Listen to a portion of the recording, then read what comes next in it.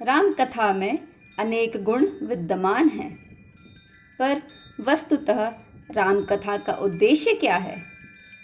वैसे तो मनोरंजन की दृष्टि से भी राम कथा कही और सुनी जाती है। अगर अन्य मनोरंजन के स्थान पर हम राम कथा से मनोरंजन प्राप्त करते हैं तो यह कोई निंदा की नहीं, प्रशंसा की बात है। गोस्वामी जी स्वयं स्वीकार करते हैं कि एक विषयी व्यक्ति जब कथा को सुनता है तो उसके कानों को वह बड़ी प्रिय लगती है, उसके मन को सुख प्राप्त होता है। लेकिन रामकथा का उद्देश्य केवल मन तक ही सीमित नहीं है। उसे हम यूँ कह सकते हैं कि सुनने के मुख्य रूप से 3 माध्यम हैं: मन, बुद्धि और चित्त। फिर संसार में व्यक्ति भी 3 प्रकार के होते हैं: विषयी, साधक और सिद्ध। विषयी मुख्य रूप से मन के माध्यम से सुनता है, पर साधक केवल मन का ही प्रयोग नहीं करता, अपितु उसके साथ अपनी बुद्धि के माध्यम से राम कथा को ग्रहण करता है।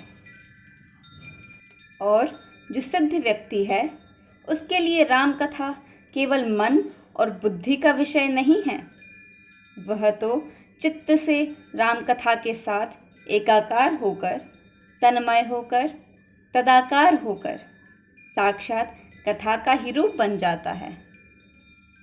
इस तरह कह सकते हैं कि राम कथा विषयी, साधक और सिद्ध के लिए क्रमशः उत्कृष्ट से उत्कृष्टतम रूप में सामने आती है।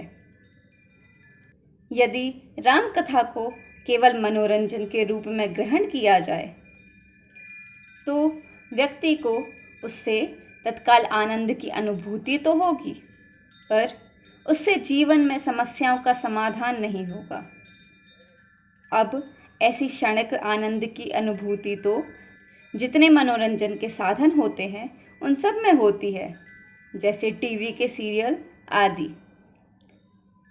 उतनी देर के लिए व्यक्ति अन्य बातों को भूलकर मनोरंजन में खो जाता है, पर उस मनोरंजन का वास्तविक लाभ तो तब है जब वहाँ से उठने के बाद भी व्यक्ति अस्वस्थता का अनुभव ना कर अपने आप को स्वस्थ अनुभव करे। अब प्रश्न यह उठता है कि राम कथा श्रवण करने की सही विधि क्या है? श्रवण करते समय मनन और चिंतन नहीं कर सकते, यह ठीक है। इसलिए श्रवण एकाग्र होकर करना चाहिए। जब शांतिपूर्ण समय मिले तब श्रवण किए गए विचारों को पुनः स्मृति पटल पर लाकर मनन करना चाहिए। उसका सार तत्व अपनी डायरी में लिख लेना चाहिए। तत्पश्चात समय समय पर दोहराते रहना चाहिए और चिंतन के रूप में आचरण में लाना चाहिए।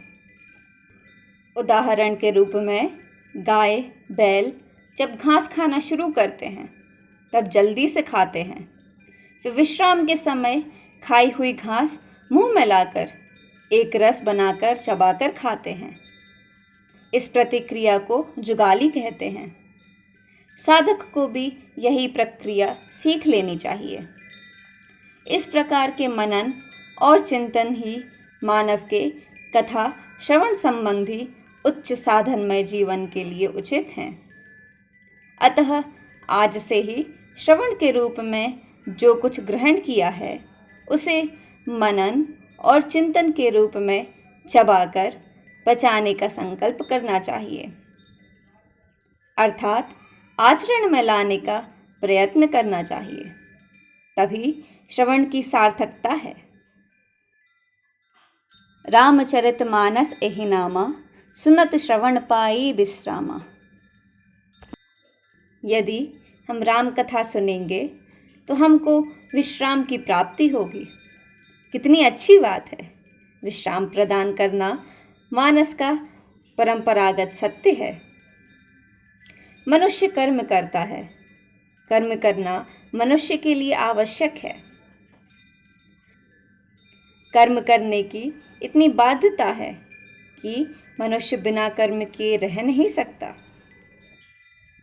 कर्म के द्वारा मनुष्य को अनेक वस्तुएं प्राप्त होती हैं, जिनसे वह सुख प्राप्त करने की चेष्टा करता है, पर कर्म के बाद उसे विश्राम की आवश्यकता होती है।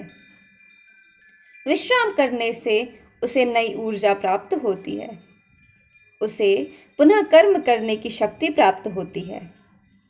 जैसे कर्म करने की बाध्यता है, उसी प्रकार विश्राम की भी उतनी ही आवश्यकता है, क्योंकि विश्राम के बिना जीवन में संतुलन बना रह पाना असंभव है। मनुष्य के साथ एक समस्या है। विश्राम के लिए जब वह पलंग पर जाता है तो उस समय शरीर तो विश्राम चाहता है, पर मन उछल कूद ही मचाते रहना चाहता है। मन शरीर से कहता है कि तुम थक गए होगे, पर मैं तो अभी भी चलना चाहता हूँ। नींद आ जाने पर भी मन सपनों की रचनाएं करता रहता है। सपने मन की ही क्रियाशीलता का कारण दिखाई देते हैं। मन का यह स्वभाव भले ही हो, पर यह भी सत्य है कि जब तक मन में विश्राम उत्पन्न ना हो, तब तक जीवन में ध्यानता नहीं आएगी। मन को विश्राम कैसे मिलेगा? गोस्वामी जी कहते हैं कि मानस से विश्राम ही नहीं, परम विश्राम मिलता है। यह गोस्वामी जी का स्वयं का अनुभव है। इस अनुभव को हम भी जीवन में सार्थक कर सकते हैं। रात्रि में सोने से पहले यदि हम आधा घंटा मानस का पाठ करके सोएं, तो हमारे शरीर एवं मन को परम विश्राम मिलेगा। इस अनुभव की अनुभूति करें।